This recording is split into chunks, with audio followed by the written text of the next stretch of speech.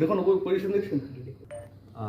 গতকাল আমাদের ঝালদা থানা একটি অভিযোগ পেয়েছে, যেখানে অভিযোগকারিণী জানিয়েছেন যে তার নাবালিকা মেয়ে তার গ্রামের যখন সে বিকেলবেলায় যাচ্ছিল একটি জায়গায়, তখন এক অভিযুক্ত তাকে কুপ্রস্তাব দেয় এবং তার শ্লীলতাহানি করে। এরপর এটা ঘটনাটি ঘটেছে 6 তারিখ।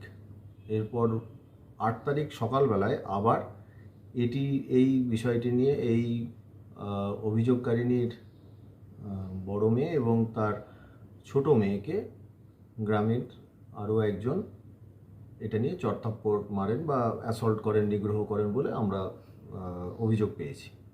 এই অভিযোগ আমরা জানতে পারি 8 তারিখ এবং সঙ্গে সঙ্গে এটির ওপর স্পেসিফিক কেস স্টার্ট করা হয়।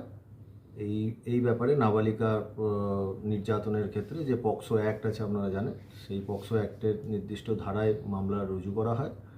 গতকালই দুজন অ্যাকিউজড, যে 6 তারিখে ইনভলভ ছিল এবং যে 8 তারিখে নিগ্রহ করেছে শারীরিকভাবে, দুজনকেই আমরা গ্রেপ্তার করেছি এবং তাদেরকে কোর্টে পাঠানো হয়েছে।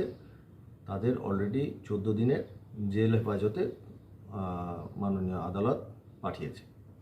মহিলার গোপন জবানবন্দি নেওয়ার জন্য, মানে নির্যাতিতা যিনি আছেন তার গোপন জবানবন্দির জন্য আমরা তাকে কোর্টে পাঠিয়েছি।